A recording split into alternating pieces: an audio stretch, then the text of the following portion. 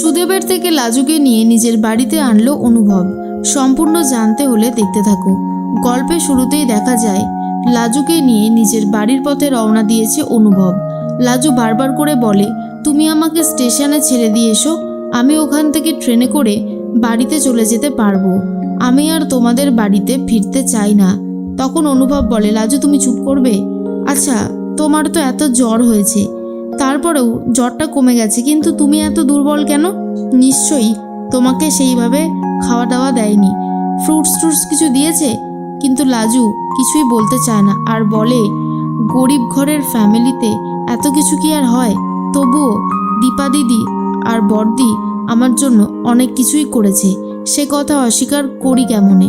আর ঠিক সেই মুহূর্তে অনুভব বলে, কিন্তু লাজু তোমার এই মুহূর্তে বাড়ি যাওয়াটা কোনোভাবেই সম্ভব নয়, কারণ তুমি খুবই অসুস্থ। তুমি এখন আমাদের বাড়িতে থাকবে, রেস্ট নেবে, প্রপার খাওয়া দাওয়াটা করবে। লাজু বলে, আমি যদি তোমাদের বাড়িতে যাই এরপর আমার শ্বশুর বাড়িতে আর আমাকে হয়তো মেনে নেবে না। অনুভব বলে, নেবে না, কিন্তু তোমার কোনো ক্ষতি হোক আমি সেটা কখনোই মেনে নিতে পারবো না। আর তোমার লোকাল গার্জেন কিন্তু আমি, তাই আমি তোমাকে যেটা বলবো সেটা তোমাকে শুনতে হবে। আর এই সুদেবটা, এর তো কোনো দায়িত্ব কর্তব্য কিছুই নেই। তোমার হাজবেন্ডের সম্পর্কে যতই বলি না কেন সবটাই কম হয়ে যাবে, তাই তোমাকে আর এসব নিয়ে ভাবতে হবে না। তুমি এখন মন দিয়ে পড়াশোনা করো আর আপাতত এখন বিশ্রাম নাও। এর মাঝখানেই বাড়ির বেলটা বেজে উঠেছে। দরজা খোলে বনলতা আর দেখে অনুভব ঠিকই লাজুকে আবার বাড়িতে ফিরিয়ে নিয়ে এসেছে। তখনই বনলতা বলে, এ কি লাজু, তুই এই বাড়িতে? অনুভব বলে, লাজুকে কেউ কোনো প্রশ্ন করবে না, যা প্রশ্নের উত্তর আছে আমি দেব। আর এরপর অনুকে বলে, তুই লাজুকে ভেতরে নিয়ে যা। অনু বলে, লাজু চেহারাটার কি অবস্থা করেছো? তোমার দিকে তাকানো যাচ্ছে না, ঠিক মতন খাওয়া দাওয়া করনি না, রেস্টও নাওনি। এরপর জেঠুমনি বলে, এ লাজু সত্যি তো তোর অবস্থা এতটা খারাপ হলো কি করে রে? তুই তো যেদিন এই বাড়ি থেকে গেলি সেদিনও তোর অবস্থা ভালো ছিল। এরপর জেঠিমনিও সেই একই কথাই বলে যে, লাজু তোর কিন্তু শরীরটা সত্যি খুব খারাপ হয়ে গেছে। এরপর স্ত্রী বলে, আবার এসে জুটলো, এতদিন বাড়িতে ছিল না, বাড়িটা একটা শান্তি ছিল। না, এই মেয়েটার এই বাড়িতে আসার কি দরকার আছে, আমি তো এটাই বুঝে উঠতে পারি না। বনলতা বলে, সুদেব তোকে নিয়ে যায়নি, তুই এই বাড়িতে আবার ফিরে এলি, তুই জানিস না? এরপর তো সুদেব তোকে আর ওই বাড়িতে ঢুকতে দেবে না, তখন কি করবি? তখনই অনুভব বলে, বনলতা তুমি এক কাজ করো, তোমার যত যা প্রশ্ন আছে আমায় করো, লাজুকে করো না। লাজু তো অসুস্থ, ও এত প্রশ্নের উত্তর দিতে পারবে না। তখনই অনুকে বলে, তুই জানা, ওকে নিয়ে ভেতরে যা, ওর এখন বিশ্রাম প্রয়োজন, বললাম না তোকে? ঠিক সেই মুহূর্তেই তখনই লাজুকে নিয়ে অনু ভেতরে চলে যায়। আর স্ত্রী তখন বলে, তুই কেন এসবের মাঝখানে পড়তে যাচ্ছিস কৃষ্ণ? আবার তো সুদেব এসে ঝামেলা করতে শুরু করে দেবে। তখনই কৃষ্ণ মানে অনুভব বলে, যা বলার বলবে সে তো আমাকে বলবে, তোমাদেরকে এত কথায় কান দিতে হবে না। মেয়েটা অসুস্থ, কি করতাম? ওকে ফেলে রেখে চলে আসতাম? এতটা স্বার্থপর অন্তত আমি হতে পারবো না, কারণ আমি লাজুর লোকাল গার্জেন। ও ভালো করে রেজাল্ট করুক যেমন আমি চাই, ও যেমন সুস্থ থাকুক সেটাও আমি চাই। ও শরীরের কন্ডিশন দেখেছো তোমরা? এই অবস্থায় ওকে যদি ট্রেনে তুলে দিতাম আর রাস্তায় যদি কিছু হয়ে যেত তখন কি হতো? সুদেবের না হয় কোনো কাণ্ডজ্ঞান নেই, তাই বলে কি আমারও কাণ্ডজ্ঞান থাকবে না? জেঠুমনি বলে, না সেটা কেন, তুই ওকে নিয়ে এসেছিস ভালো করেছিস, কিন্তু এটাই যে ওর বাড়ির লোক জানতে পারলে আবার একটা ঝামেলা শুরু করে দেবে। অনুভব বলে, যা বলার আমি বলবো, তোমাদেরকে এসবের মাঝখানে ঢুকতে হবে না। বনলতা বলে, কিন্তু তুমি বারবার লাজুকে নিয়ে এত ইন্টারেস্ট দেখাচ্ছ কেন? কি এত লাভ পাচ্ছ বলো তো? অনুভব বলে, আমার যা ইচ্ছা আমি তাই করব, মাঝখানে তুমি একদম নাক গলাতে আসবে না, তাহলে কিন্তু খুব খারাপ হয়ে যাবে। বনলতা বুঝতে পারে লাজুকে নিয়ে আবারও অনুভব ইন্টারেস্ট দেখাতে শুরু করে দিয়েছে।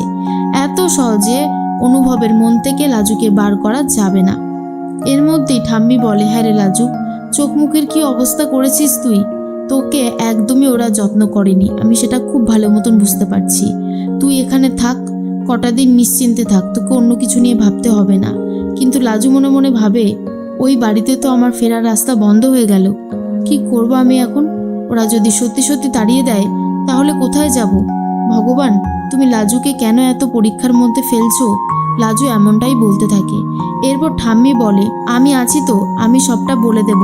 ওই বাড়ির লোককে বুঝিয়ে বললে ওরা ঠিকই বুঝতে পারবে। তুই এসবের মাঝখানে পড়ে নিজের চিন্তা ভাবনা দূর করে শরীরটাকে একটু রেস্ট দে তো। এরপরে অনুভব বলে, আমি ওর বাড়িতে জানিয়ে দেব, কিন্তু লাজু এই বাড়িতেই থাকবে। জেঠিমণি বলে, আচ্ছা ঠিক আছে, আমি বরং সুদেবকে ফোন করে সব সত্যিটা জানিয়ে দিই। এরপর বনলতার কাছে সুদেবের নাম্বার চায়। তখন বনলতাকে অনুভব বলে, নাম্বার তো রাখবেই। লাজুকে কি করে ওই বাড়িতে অত্যাচার করা যায়, সুদেব কি করে লাজুর ওপর অত্যাচার করে, সেসবই তো তুমি ওকে শিখিয়ে দিতে, তাই না? সেই জন্যই তো সুদেবের নাম্বারটা তোমার কাছে আছে। বনলতা বলে, অনুভব তুমি কিন্তু আমাকে অপমান করছো, এই কাজগুলো তুমি মোটেই ঠিক করো না। অনুভব বলে, যা বলেছি আর যা করেছি তা যে কোনো ভুল কিছু নয় সেটা তুমিও খুব ভালো মতন জানো। একটা সহজ সাধারণ মেয়ে যে নিজের চেষ্টাতে একটা ডাক্তার হতে চাইছে, তুমি তার পথে বারবার বাধা সৃষ্টি করে নিজেকে মহান দেখাতে চাইছো বনলতা, সেটা কখনোই হবে না। এরপরেই সুদেবের মা বলে, আবার তাহলে ওই মেয়ে ওই বাড়িতে গিয়ে উঠেছে। ওই মেয়েকে আর কোনোভাবে বাড়িতে ঢোকানোর দরকার নেই, যা পারে তাই করুক। এরপরেই সুদেব বলে, আমি ওকে বললাম যে 2 ঘন্টার মধ্যে যতটুকু লিখে বেরোতে হয় তুই লিখে চলে আয়, 2 ঘন্টাই আমি থাকবো। ও বলল যে না, ও নাকি 4 ঘন্টাই থাকবে। দীপা তখন বলে, ছোটদা তুই আর কত নিচে নামবি বলতো, এখন তোকে দেখে আর চিনতে পারছি না। মাথার মধ্যে কী সব ঢুকিয়ে রেখেছিস? পরীক্ষায় ও 2 ঘন্টা লিখে চলে আসবে কেন? তোর কি এমন কাজ ছিল যে তুই আর 2 ঘন্টা অপেক্ষা করতে পারলি না? তখনই হারান মানে সুদেবের বাবা বলে, তোকে না আচ্ছা মতন ধোলাই দিতে ইচ্ছে করছে। নিজে 5-এও পাশ করেনি, আবার বউ ডাক্তার হবে, তিনি সব থেকে বড় লাফিয়েছিল। পেপারে যখন ছবি বেরিয়েছিল, লাফিয়েছিল কে সব থেকে বেশি? তুই। তাহলে এখন তোর বউকে যখন ডাক্তারি পড়ানো হচ্ছে, তুই কেন বলবি যে 2 ঘন্টা পরীক্ষা দিয়ে চলে আসতে? তোর কি এমন রাজকার্য ছিল? এমনিতেই তো একটা দোকান সামলাতে পারিস না, আবার বড় বড় কথা বলিস। তোর দ্বারাই কোনো কিছু হবে না, আর সেটা আমি খুব ভালো মতন বুঝে গেছি। যা গিয়ে এক্ষুনি লাজুকে ফিরিয়ে নিয়ে আয়, না হলে কিন্তু খুব খারাপ হয়ে যাবে। ওকে আর আমরা এই বাড়িতে ঢুকতে দেব না। তখনই সুদেব বলে, এখন এতটা রাতে আমি কি করে যাব? তখন কমলা বলে, কি করে যাবি আমরা জানি না, কিন্তু ফিরিয়ে নিয়ে আয়। এদিকে লাজু তো চিন্তা করতে থাকে যে বাড়িতে নিশ্চয়ই এতক্ষণে হুলস্থুলি কাণ্ড পড়ে গেছে। একবার যদি জেনে যায় তাহলে আর হয়তো ওই বাড়িতে আমার ঢোকা যাবে না। কিন্তু কি যে করি। এদিকে অনুভব বনলতাকে ক্লিয়ারলি জানিয়ে দেয়, সে যতই সুদেবকে ফোন করে সুদেবের কান ভাঙাক না কেন, লাজুর সাথে সবসময় ঠিকটাই হবে। অনুভব চাইলে সব কিছু করতে পারবে, এমনটাই বলতে থাকে। বনলতা বুঝতে পারে লাজুর সাথে অনুভবের সম্পর্কর কথাটা, কিন্তু তবু আর কিছু বলতে পারে না। আর এদিকে লাজু তো চিন্তা করতে থাকে কি করে সবটা ম্যানেজ করবে, কিন্তু অনুভব ভাবে লাজুকে সে কখনোই ছাড়বে না ওই সুদেবের হাতে।